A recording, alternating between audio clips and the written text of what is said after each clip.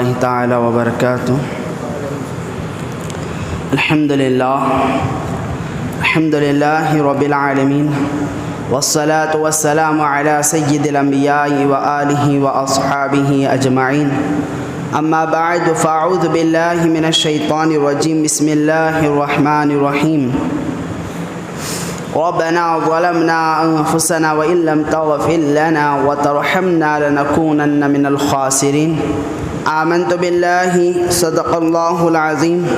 وصدق رسوله النبی الامین الکریم ونحن على ذلك لمن الشاہدین والشاکرین والحمد للہ رب العالمین۔ وقال عز وجل في شان حبیبہ وعظمت رسولہ، ان اللہ وملائکتہ یصلون علی النبی یا ایہا الذین آمنوا صلوا علیہ وسلموا تسلیما۔ اللہم صل علی سیدنا مولانا محمد وعلی آلہ وصحبہ وبارک وسلم۔ محترم و کرم سامعین، خطبہ مسنونہ کے بعد جس آیت کریمہ کی تلاوت کا شرف حاصل کیا گیا، یہ وہ آیت اس نبی کے کلمات ہیں جو اس دنیا میں سب سے پہلے پڑھے گئے ہیں، یعنی استغفار کے اور اللہ تبارک و تعالیٰ کی بارگاہ میں گریہ وزری کے یہ وہ کلمات ہیں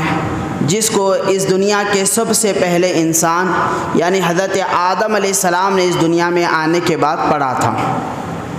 کہ جب اللہ تبارک و تعالیٰ کے یہ برگزیدہ نبی حضرت آدم علیہ السلام سے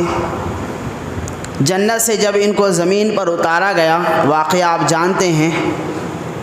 تو جب آدم علیہ السلام زمین پر آئے تو اللہ کی بارگاہ میں انہوں نے جو کلمات کہیں وہ یہ تھے، ربنا ظلمنا انفسنا وان لم تغفر لنا، کہ میرے مولا یقیناً میں نے اپنی جان کے اوپر ظلم کیا ہے، میں نے بڑا ہی وہ کام کیا ہے جس کو تو ناپسند کرتا تھا، وَإِن لَمْ تَغْفِرْ لَنَا، اب میں تجھ سے تیرے بارگاہ میں مغفرت چاہتا ہوں، اس خطا کی معافی چاہتا ہوں، وَتَرْحَمْنَا، اور تو ہی ہم پر رحم کر سکتا ہے، لَنَكُونَنَّ مِنَ الْخَاسِرِينَ، اگر تو ایسا نہیں کرے گا، ہمیں معاف نہیں کرے گا تو یقیناً ہم بڑا نقصان اٹھانے والوں میں شامل ہو جائیں گے۔ تو دنیا میں سب سے پہلے انسان، سب سے پہلے کلمات جو اللہ کی بارگاہ میں عاجزی و انکساری اور استغفار کے لیے پڑھے گئے تھے وہ یہ تھے، جس کو میں نے آپ حضرات کے گوشے گزار کیا، جسے آپ اندازہ لگا سکتے ہیں کہ آج کی جمعہ ہم استغفر اللہ، اس کی فضیلت کے متعلق چند ایک باتوں کو سماعت کریں گے۔ استغفر اللہ، جس کو ہم استغفار بھی کہتے ہیں، یہ دراصل ہوتا کیا ہے، ایک بندے کی عاجزی و انکساری اور بندے کا ایک چھوٹا پن ہوتا ہے جو اپنے بڑے خدا کے سامنے پیش کرتا ہے، کہ جب انسان سے کوئی خطا، کوئی غلطی یا کوئی ایسی چیز جس سے اس کا مالک، اس کا خالق، اس کا رب، اس کا خدا ناراض ہوتا ہے، تو اس معافی کے لیے جو کلمات زبان سے ادا کیے جاتے ہیں اس کو کہا جاتا ہے استغفار، جس کو ہم شارٹ میں استغفر اللہ بھی کہتے ہیں۔ اے اللہ مجھے تو معاف فرما، اے اللہ میری خطا کو معاف فرما،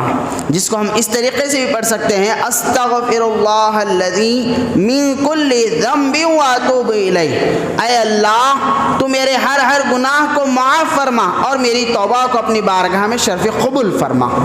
تو انسان کے عاجزی، انکساری اور انسان اپنے خدا کے سامنے جو گڑ گڑا کر معافی مانگتا ہے اس کو استغفار کہا جاتا ہے۔ یہ بات ذہن میں رکھیں کہ تمام انبیاء علیہ السلام نے اپنے رب کے سامنے استغفر اللہ کے وظیفے کو پڑھا ہے، جیسے کہ میں نے ابھی کہا آدم علیہ السلام نے بھی زمین پر جب آئے تو استغفر اللہ کے ذریعے ہی انہوں نے اپنے اس خطائے اجتہادی،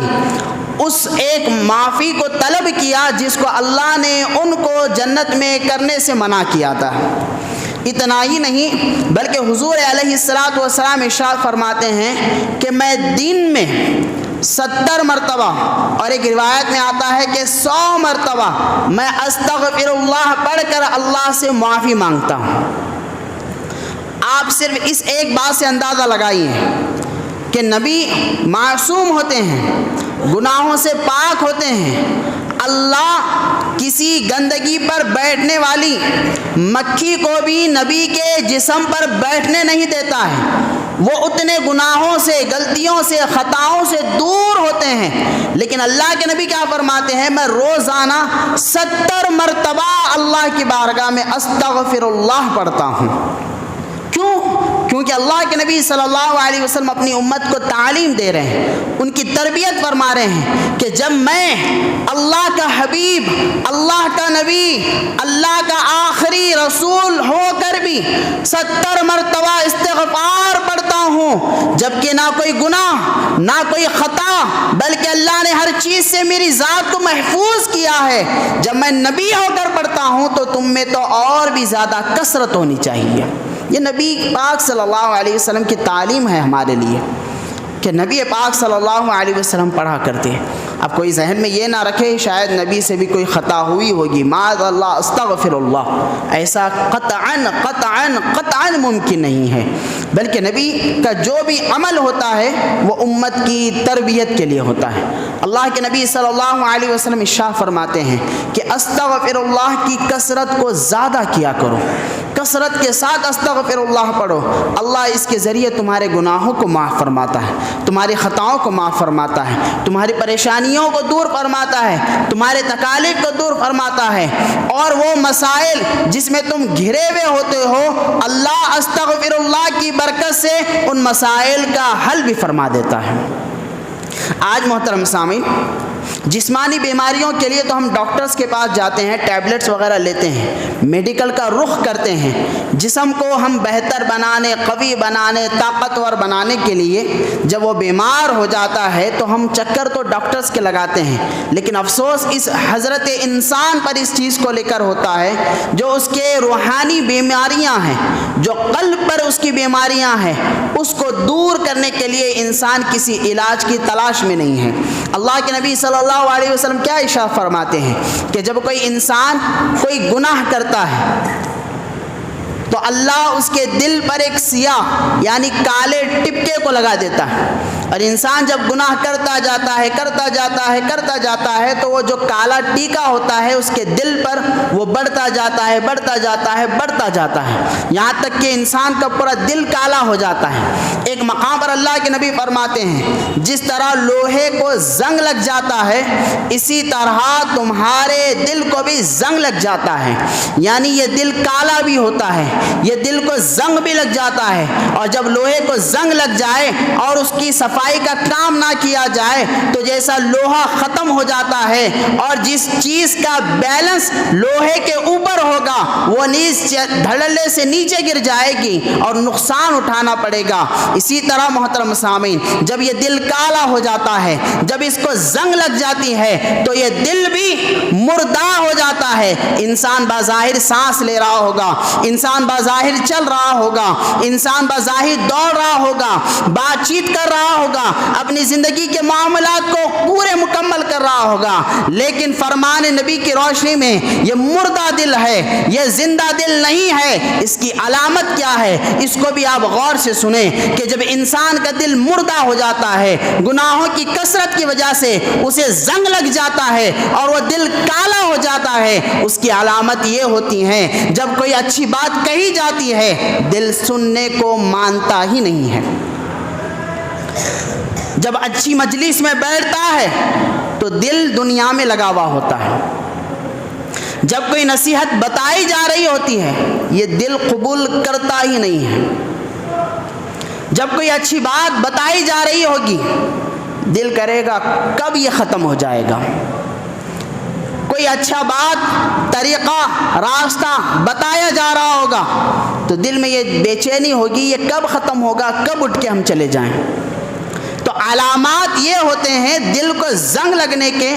کالے ہونے کے، کہ اچھی بات سنتا نہیں، قبول کرتا نہیں، کوئی اچھا منظر دیکھنے کو دل چاہتا نہیں ہے، اچھے لوگوں میں بیٹھنے کو دل چاہتا نہیں ہے، بس دل وہ چاہتا ہے جس میں دنیاوی لالچیں ہو، بس دل وہ چاہتا ہے جس میں دنیاوی خواہشیں ہوں، بس دل وہ چاہتا ہے جس میں گناہ لگے ہوئے ہوں، بس دل وہ چاہتا ہے کہ جس میں دنیاوی دنیا لگے ہوئی ہو، حالانکہ اس کے قلب کو معلوم ہے، اس کے فکر میں یہ چیز ہے، میں یہ غلط کر رہا ہوں، یہ کام غلط ہے، یہ چیز نہیں کرنا چاہیے، لیکن دل میں احساس ختم ہو جاتا ہے، اور وہ احساس کی جو بوندیں ہوتی ہیں جو انسان کو جھجوڑ کر کہتی ہے یہ غلط کام چھوڑ دے، وہ احساس کی بوندیں بھی ختم ہو جاتی ہے، حتیٰ کہ محترم سامعین بیٹھنا دل نہیں، سننا دل نہیں، آنا دل نہیں، ہر ایک سے کٹ کر برائیوں میں جب لگا ہوا ہوتا ہے تو سمجھ جائیے کہ دل کالا ہو رہا ہے۔ یہ روحانی بیماریاں ہیں۔ جسم بیمار ہو جائے تو ڈاکٹر کے راستے بھاگتے ہو، یہ دل جب مردہ ہو جائے تو کس طرف جانا ہے؟ اللہ کے نبی فرماتے ہیں سنو، اس دل کو مردہ ہونے سے بچانا ہے، اس کو زندگی بخشنا ہے، اس کو روشنی بخشنا ہے، اس کو چاشنی بخشنا ہے، اس دل میں اللہ اور اس کے رسول کی محبت کا چراغ روشن کرنا ہے، تو سنو، استغفر اللہ کی کثرت کیا کرو، استغفر اللہ کی تسبیح پڑھا کرو، صبح و شام دل پہ یہ ورد رکھو، استغفر اللہ، استغفر اللہ۔ کتنا چھوٹا وظیفہ، کتنے چھوٹے لفظ، کتنا ٹائم لگ رہا ہے، کتنا پیسہ پے کرنا پڑ رہا ہے، نہیں محترم سامعین، یہ تو لمحوں کی بات ہے۔ وہ جو خطائیں ہم نے صدیوں میں کیے ہیں، لمحوں میں اگر اسے معاف کرنا چاہتے ہو، استغفر اللہ کو پڑھا کرو، استغفر اللہ، استغفر اللہ، استغفر اللہ، استغفر اللہ۔ یہ وہ وظیفہ ہے محترم سامعین جو زبان کے راستے سے جو تھوک آپ کے اندر داخل ہو رہا ہے، اس کو صرف تھوک نہ سمجھیں، یہ وہ پانی ہے جو دل پر آنے والے زنگ اور اس کے میل کو اللہ دھوتے جا رہا ہے۔ یہ اتنا بڑا وظیفہ ہے،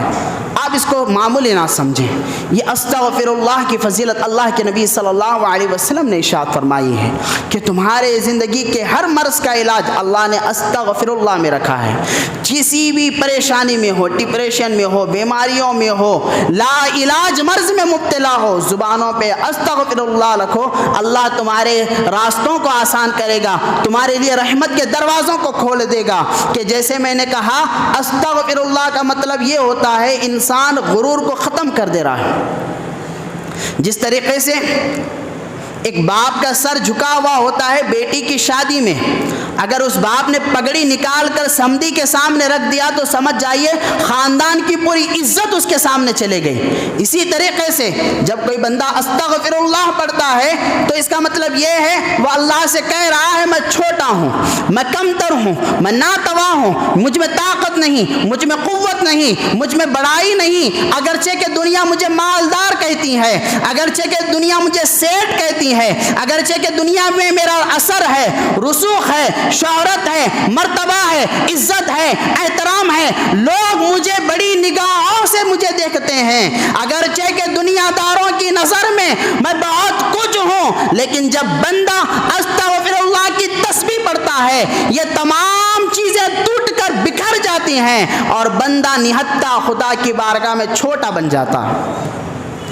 اور جو اکڑ کر رہتا ہے ہوا اسے اکھاڑ لے جاتی ہے،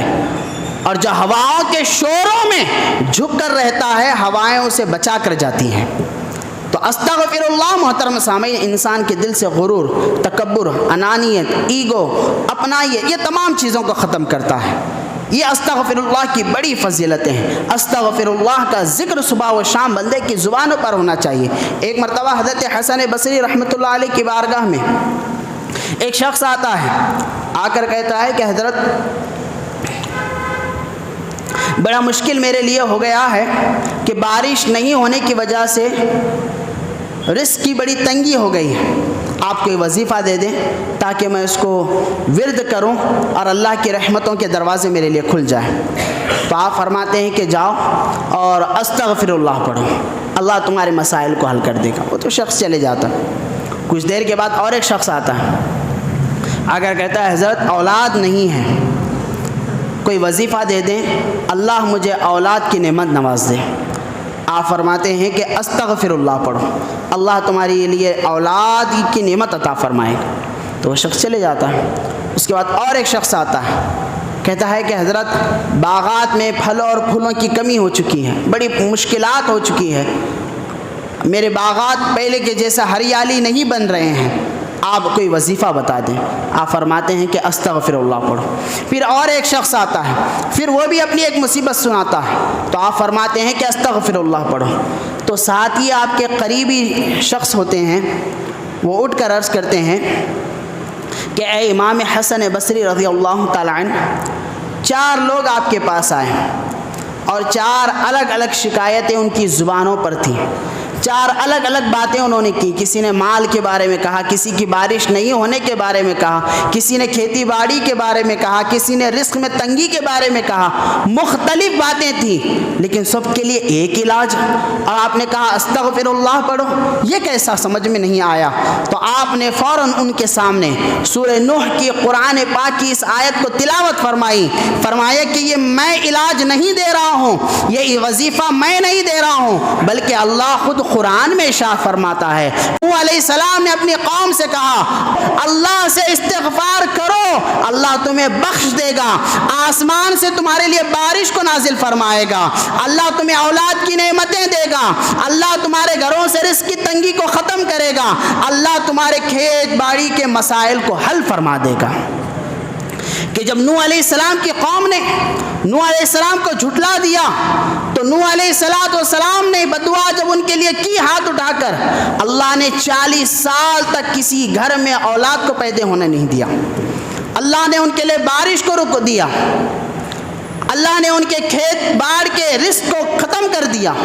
ان کے لیے تنگی پر تنگی آنے لگی۔ تو نوح علیہ السلام نے کہا سنو، تمہاری زندگیوں کے مسائل کا حل میرے اللہ کے پاس ہے، اور میرے اللہ سے اگر رجوع ہونا چاہتے ہو تو اپنی زبانوں پر استغفر اللہ کی کثرت کرو، اللہ تمہارے زندگی کے مسائل کو حل فرما دے گا۔ محترم سامعین، یہ وہ ضروریات زندگی، یہ وہ چیزیں ہیں جب ہم دعا کے لیے ہاتھ اٹھاتے ہیں تو ہم میں سے ہر ایک بندہ یہ مانگتا ہے میرے مولا میرے مال میں برکت دے، میرے مولا میرے رزق میں برکت دے۔ کوئی لا ولد ہے کہتا ہے مولا مجھے اولاد کی نعمت دے، کوئی کہتا ہے مولا میرے کاروبار سے نقصان سے مجھے بچا، کوئی کہتا ہے اے اللہ میرے گھر میں خیر و برکت کو تو شامل فرما، اے اللہ میرے لیے صحت و عافیت کو تو عطا فرما۔ یہ وہ دعائیں ہیں محترم سامعین، جب بندہ ہاتھ اٹھاتا ہے دعا کے لیے تو اس میں سے ایک نہ ایک دعا ہمارے لیے ہم مانگتے ہیں۔ کوئی صحت مانگتا ہے، کوئی برکت مانگتا ہے، کوئی رزق مانگتا ہے، کوئی نفع مانگتا ہے، کوئی خسارے سے چھٹکارا مانگتا ہے۔ یہ وہ چیزیں ہیں جو ہماری زندگیوں سے صبح و شام جڑی ہوئی ہیں۔ جب ہم اس چیز کو لے کر خدا کی بارگاہ میں فریاد کر رہے ہیں تو سنیے، فریاد کریے، لیکن راستہ وہ اختیار کیجئے جس کو میرے اور آپ کے نبی نے بیان فرمایا ہے، وہ یہ ہے استغفر اللہ من کل ذنب واتوب الیہ۔ یہ پڑھتے جاؤ، تمہاری زبانیں ابھی سوکھی بھی نہ ہو جائیں گی، خشک بھی نہ ہوں گی، اس سے پہلے اللہ تمہارے مسائل کو حل فرما دے گا۔ استغفر اللہ، استغفر اللہ، اللہ مسائل کو حل فرمانے والا۔ تو محترم سامع، قرآن اس بات کی گواہی دیتا ہے، قرآن اس بات کی ضمانت لیتا ہے، تم زبانوں پہ استغفر اللہ کو رکھو اور اللہ سے مانگو۔ اللہ کے بارگاہ میں جانے کا بہترین راستہ استغفر اللہ سے ہوتا ہوا گزرتا ہے۔ جب تم یہ فریادیں اللہ کی بارگاہ میں مانگو گے، اللہ تمہاری توباؤں کو قبول فرمائے گا۔ حضرت امام احمد بن حنبل رحمہ اللہ ایک بہت بڑے امام گزرے ہیں، فقہ کے 4 امام ہیں، امام اعظم، امام مالک، امام شافعی اور امام احمد بن حنبل۔ یہ 4 پلر ہیں جنہوں نے شریعت کی تشریحات، اس کی توضیحات اور ان کے خلاصوں کو امت کے سامنے بیان کیا ہے۔ تو حضرت امام احمد بن حنبل ایک بہت بڑے اللہ کے ولی گزرے ہیں، فقیہ گزرے ہیں، مفسر گزرے ہیں، بہت بڑا احسان ان کا اس امت کے اوپر ہے، بہت بڑے عالم دین۔ تو ایک مرتبہ وہ سفر پر نکلتے ہیں اور ایک گاؤں میں چلے جاتے ہیں اپنے شہر سے نکل کر۔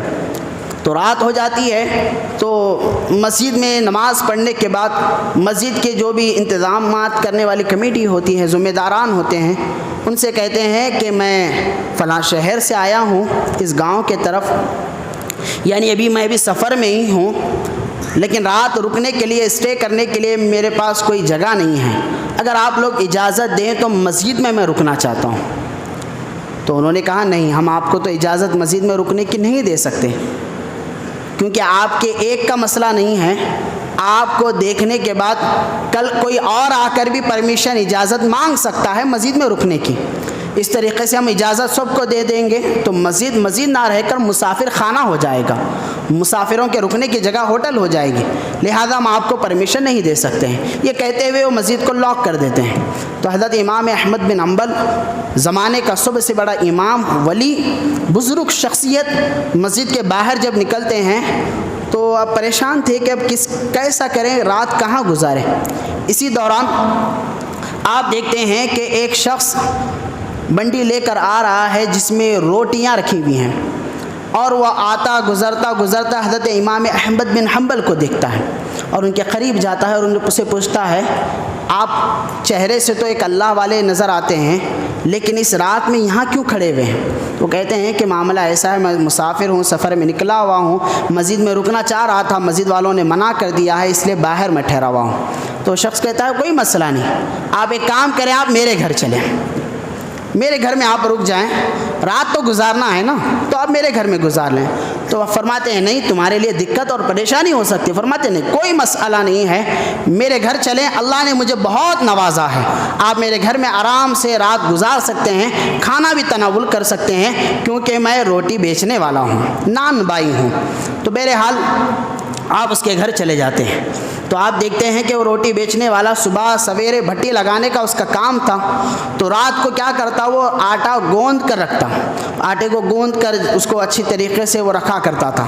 تو آپ دیکھتے ہیں کہ جب وہ فریش ہو جاتا ہے، آپ بھی فریش ہو جاتے ہیں، آپ ایک مقام پر بیٹھے ہوئے ہیں اس کے گھر میں، تو یہ جب آٹے کو گوندنے کا کام شروع کرتا ہے تو آٹے کو جوں وہ گوندنا شروع کرتا ہے، ساتھ ہی ساتھ استغفر اللہ بھی وہ پڑھا کرتا ہے، استغفر اللہ کہتے ہوئے آٹے کو گوندنے کا کام کرتا ہے۔ حضرت امام احمد بن حنبل کو اس کو دیکھ کر بڑی حسرت ہوتی ہے۔ آپ فرماتے ہیں کہ اے بھائی، تو روز استغفر اللہ پڑھتا تھا یا آج مجھے دیکھ کر پڑھ رہا ہے؟ فرماتا نہیں حضرت، ایسا نہیں ہے، میں نے اپنا معمول بنا رکھا ہے کہ جو بھی کام میں شروع کرتا ہوں پہلے استغفر اللہ پڑھتا ہوں، اس کے بعد اس کام کو شروع کرتا ہوں۔ تو حضرت امام احمد بن حنبل فرماتے ہیں اس استغفر اللہ پڑھنے سے تجھے کچھ فائدہ بھی ہوا ہے یا یوں ہی پڑھتا ہے؟ تو فرماتے ہیں حضرت بہت فائدہ ہوا ہے، بہت فائدہ ہوا ہے، میرے گھر میں رزق کی بڑی تنگی تھی، بہت پریشانیاں تھیں، بہت مسائل تھے، اور زندگی بھر کے دکھ اور تکلیفوں میں غربت کی زندگی گزار رہا تھا۔ اللہ نے استغفر اللہ کی برکت سے مال بھی عطا فرمایا، عزتیں بھی عطا فرمائی، اللہ نے مجھے ایک مقام بھی عطا فرمایا اور میرے کاروبار کو بہت پھیلایا، لہذا میں استغفر اللہ کو پڑھا کرتا ہوں۔ یہ باتوں میں وہ شخص کہتا ہے، لیکن بہت دنوں سے دل میں خواہش میں نے رکھی ہے، اور اس خواہش کو لے کر میں استغفر اللہ پڑھ رہا ہوں، نہ جانے اللہ میری اس خواہش کو کب پوری کر دے۔ تو حضرت امام احمد بن حنبل، اللہ کے بڑے بزرگ، آپ فرماتے ہیں کہ بندے خدا تیری خواہش کیا ہے؟ تو وہ کہتا ہے، توجہ فرمائیں، وہ کہتا ہے کئی دنوں سے میں آٹا گوندتے ہوئے یہ وظیفہ پڑھ رہا ہوں، استغفر اللہ استغفر اللہ، اور اس کے بعد اللہ سے دعا کر رہا ہوں، اے اللہ تو نے مجھے بہت نعمتیں عطا فرمائی ہیں، تیرا شکر ہے، استغفر اللہ استغفر اللہ، میرے مولا میری آخری خواہش یہ ہے کہ میں مرنے سے پہلے اس زمانے کے امام یعنی امام احمد بن حنبل کا چہرہ دیکھ کر میں مر جاؤں۔ کہتا ہے کہ میں امام احمد بن حنبل کا چہرہ دیکھ کر مر جاؤں، یہ میری خواہش ہے۔ تو امام احمد بن حنبل فوراً اپنے مقام سے اٹھ جاتے ہیں۔ وہ آدمی نہیں جانتا تھا کہ یہی امام احمد بن حنبل ہے، کیونکہ وہ زمانہ سوشل میڈیا کا زمانہ، واٹس ایپ، فیس بک، انسٹاگرام، یوٹیوب کا زمانہ نہیں تھا کہ آدمی ایک دوسرے کو پہچان سکے۔ وہ اپنے مقام پر تھے، یہ اپنے مقام پر تھا، نام سنا تھا، شہرت سنا تھا، کبھی دیکھا نہیں تھا، لیکن نام، شہرت، علم کا ایسا چرچا تھا، استغفر اللہ پڑھ کر ان کی چہرے کی زیارت کی، اللہ سے دعا کرتا تھا۔ تو امام احمد بن حنبل فوراً اپنے مقام سے اٹھ جاتے ہیں اور اللہ کی بارگاہ میں ہاتھ اٹھاتے ہیں، فرماتے ہیں اے میرے مولا، اب تیری بات مجھے سمجھ میں آئی، تیرا راز مجھ پر سے کھل گیا، واقعتاً اے بندہ خدا،